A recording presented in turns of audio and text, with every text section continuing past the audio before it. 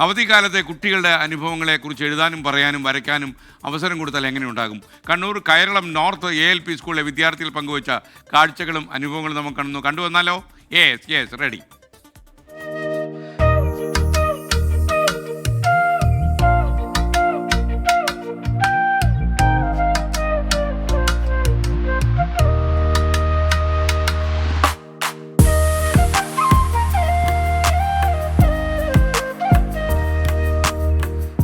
വിമാനമില്ലാത്ത കാലത്ത് എങ്ങനെ കയറളത്തുകാർ ഗൾഫിലെത്തി? പഴമയെ വീണ്ടെടുക്കാൻ പറഞ്ഞപ്പോൾ 4ാം ക്ലാസ്സിലെ ഫാത്തിമ പങ്കുവച്ച ചോദ്യമാണിത്. ഇപ്പം വിമാനത്തിലല്ലേ ഗൾഫിൽ പോവല്? പണ്ട് എങ്ങനെ ഗൾഫിൽ പോവാ? വന്യമൃഗങ്ങൾ ഇപ്പോൾ വീട്ടിൽ വരെ എത്താറുണ്ട്. പണ്ട് അങ്ങനെ വരാറുണ്ടോ? കാർത്തികിന് അറിയേണ്ടത് അതാണ്.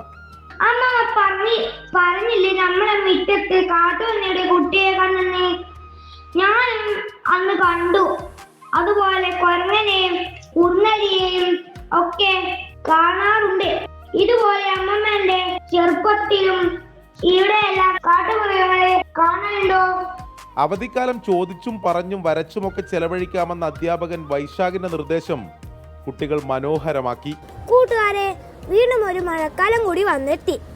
നമുക്ക് നമ്മുടെ മുറ്റത്തും തൊടിയിലേക്കും ഇറങ്ങി നോക്കിയാലോ?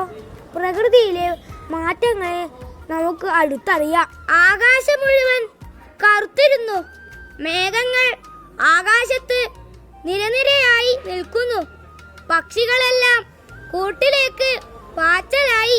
അത് കുട്ടികൾ വളരെ താല്പര്യത്തോടു കൂടിയാണ് ഏറ്റെടുത്തത്. അത് ഒരു ഘട്ടത്തിലും അവരതൊരു ബുദ്ധിമുട്ടാവുന്നുണ്ട് എന്നുള്ളത് പറഞ്ഞിട്ടില്ല. ഞാനത് അങ്ങോട്ട് ചോദിക്കാറുണ്ട്, അവരോട് ചോദിക്കാറുണ്ട്, രക്ഷിതാക്കളോട് ചോദിക്കാറുണ്ട്, അത് പ്രയാസമാവുന്നുണ്ടോ എന്നുള്ളത് ചോദിക്കാറുണ്ട്. പക്ഷേ വളരെ താല്പര്യത്തോടു കൂടി അത് ചെയ്തു വരുന്നുണ്ട്.